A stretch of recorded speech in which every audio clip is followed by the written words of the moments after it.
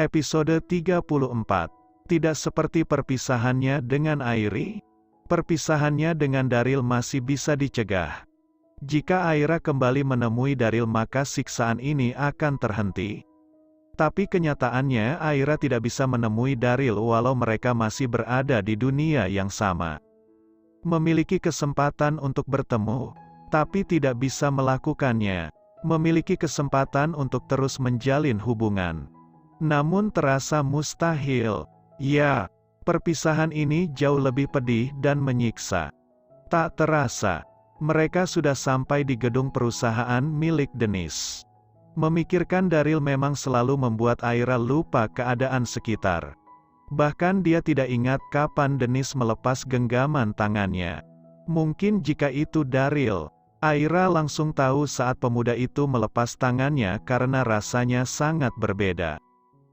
Baiklah, Aira mulai kesal pada dirinya sendiri.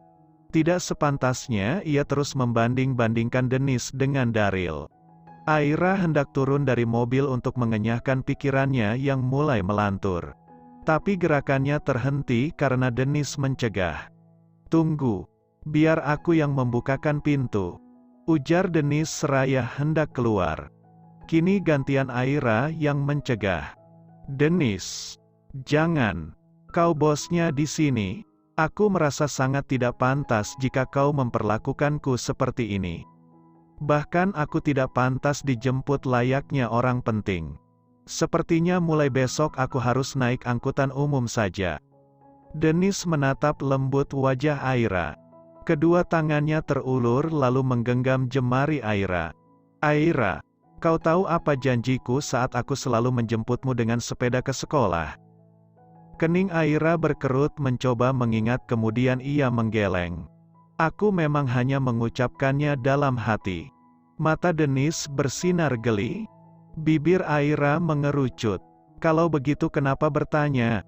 Buru-buru Aira melanjutkan sebelum pembahasan mereka melenceng jauh. "Memangnya apa janjimu?" "Aku berjanji bahwa suatu hari nanti, aku akan menjemputmu dengan mobil mewah lalu membawamu kemanapun kau ingin. Tidak lagi dengan sepeda." Dennis menjelaskan dengan lembut. Wanita mana yang tidak akan tersentuh dengan perhatian semacam ini? Hanya orang-orang dengan hati beku yang pasti tidak akan tersentuh. Namun Aira bukan orang yang seperti itu. Dia sangat perasa. Bahkan kini dia tidak bisa menyembunyikan senyum lebar yang menjadi bukti betapa bangga dan bahagia hatinya. "Dennis sungguh manis," komentar Aira masih dengan senyum lebar. Dennis terkekeh karena ingat betul dengan kalimat Aira barusan. Itu adalah kalimat yang selalu Aira lontarkan tiap kali Dennis bersikap yang menurut Aira sangat manis. "Karena itu, kumohon, jangan menolak jika aku menjemputmu. Dalam hubungan kita, jabatan sebagai bos dan bawahan sama sekali tidak berlaku." Aira gelisah dengan kalimat Dennis. Hubungan? Apa lelaki itu masih menganggap hubungan asmara mereka dahulu belum berakhir? Ya, dalam persahabatan, jabatan dan sebagainya sama sekali tidak penting. Aira mencoba menegaskan hubungan mereka. Perlahan tatapan lembut Dennis berubah. Matanya yang cerah menjadi sedikit kelam sementara rahangnya berkedut seperti menahan amarah. "Jadi hanya itu arti diriku untukmu, sahabat. Walau kenyataannya tidak pernah ada kata putus di antara kita."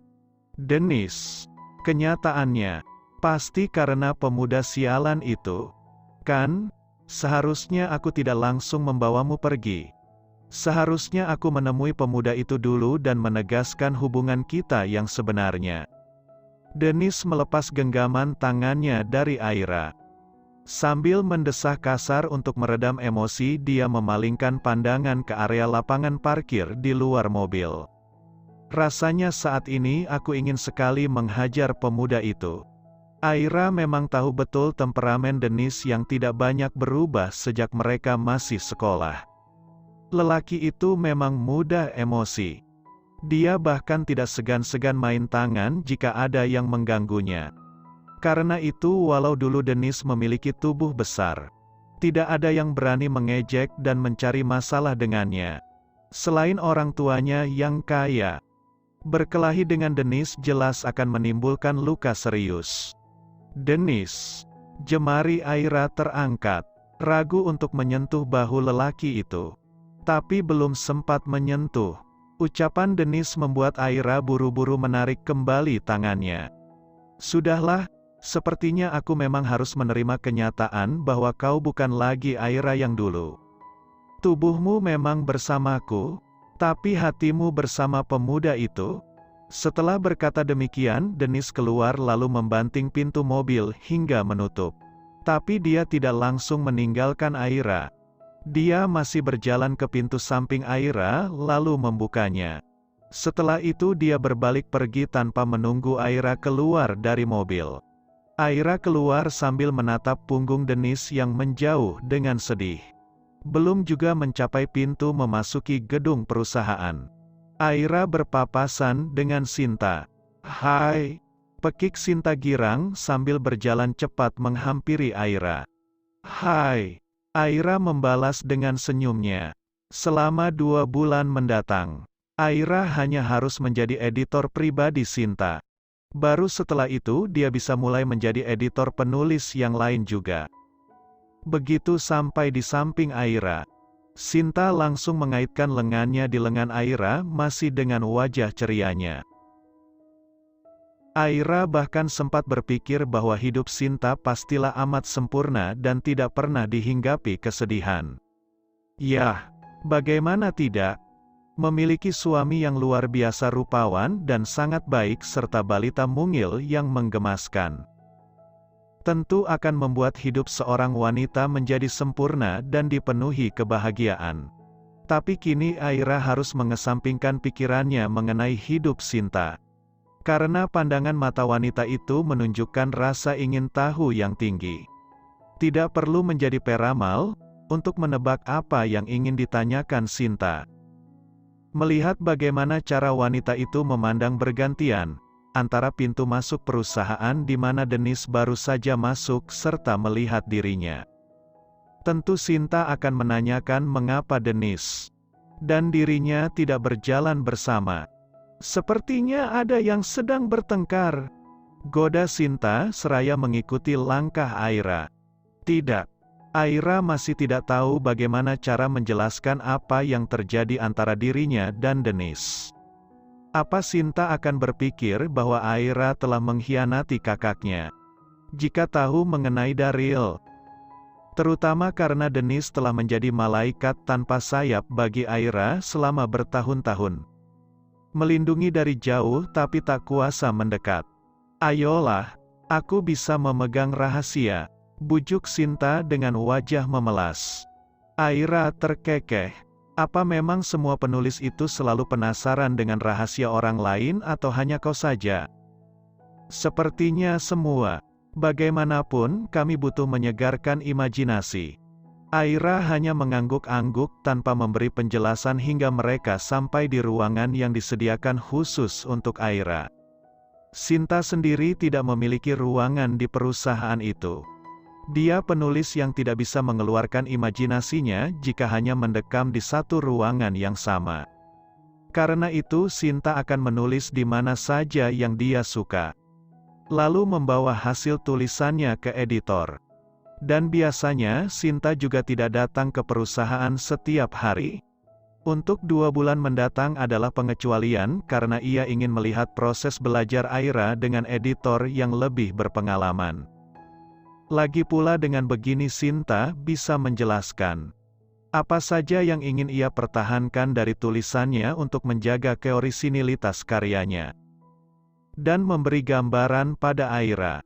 Apa yang biasa dilakukan editornya yang lama. Begitu duduk di balik meja besarnya, Aira segera menyibukkan diri dengan mengeluarkan naskah-naskah cerita milik Sinta. Sementara itu Sinta duduk di depan meja Aira dengan wajah cemberut. "Aira, apa kau takut bercerita padaku karena aku ini adik Kak Denise?" Sinta tidak butuh jawaban karena sikap diam Aira sudah menjawab pertanyaannya. "Dengar, Aku tidak akan menghakimimu apapun yang akan terjadi. Aku seorang penulis dan kau pasti tahu bahwa seorang penulis harus bisa melihat dari sudut pandang semua orang, bahkan dari tokoh antagonis sekalipun.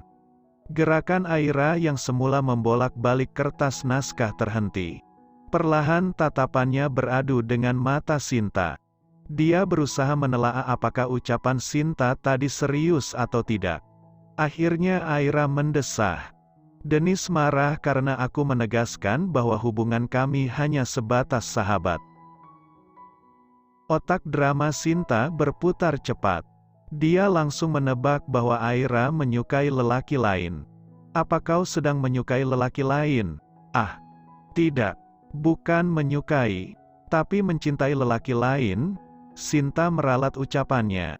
Aira mengangguk perlahan. Apa Kak Dennis tahu mengenai hal ini? Sepertinya iya.